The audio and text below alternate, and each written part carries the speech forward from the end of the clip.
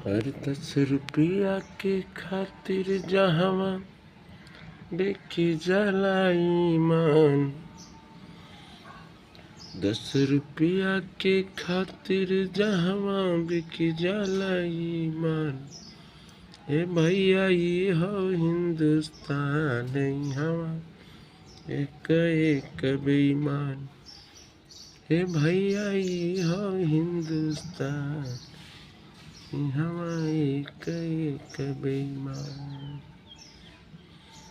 कैसन बेईमान है भैया लोग यहाँ कि डीएल लाइसेंस नइखे, गाड़ी ओवरलोड है।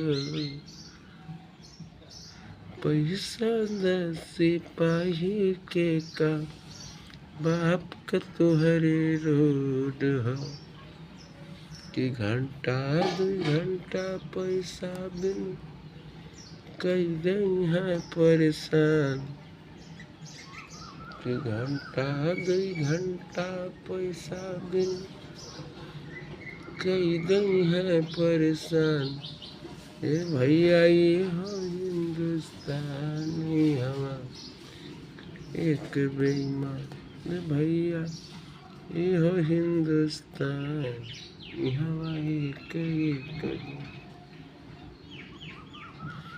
बढ़त कुकुर मुताल जैसन रोजे स्कूल है।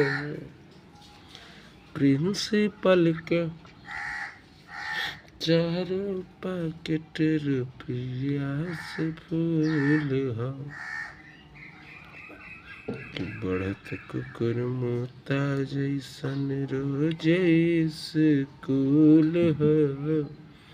प्रिंसिपल के 4 पैकेट रुपये से फूल है। सारी डिग्री मिल जाई बिन दिहले इम्तिहान। ए भैया ये हो हिंदुस्तान, हवा एक एक बेईमान।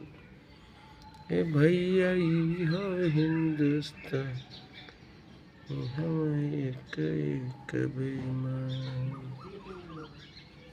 कि ज्यादा कमीशन जवने पे मिले जाई, उहे डॉक्टर साहेब तोहके लिखी है दवाई। कि ज्यादा कमीशन जवने पे मिल जाई, उहे डॉक्टर साहेब तोहके लिखी है दवा। तड़प के रोगी बिस्तर ऊपर भल ही दे जान। ए भैया ये हो हिंदुस्तान, हवा एक एक बेईमान।